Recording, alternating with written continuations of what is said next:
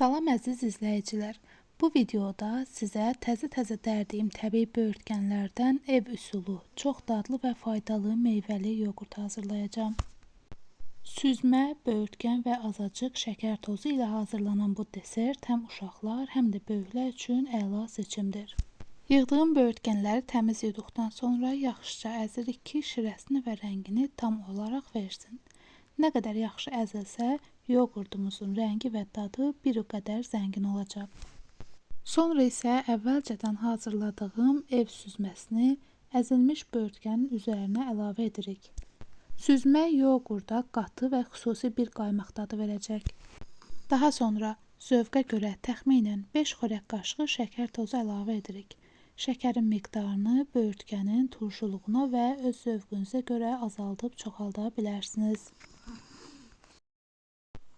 Hamısını eyni kütlə alınana qədər yaxşıca qarışdırırıq.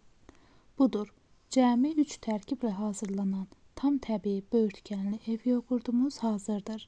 Həm çox dadlı, həm də xeyirlidir. Hazırlayan hər kəsə indidən nuş olsun. Videonu bəyənməyi və kanalıma abunə olmağı unutmayın.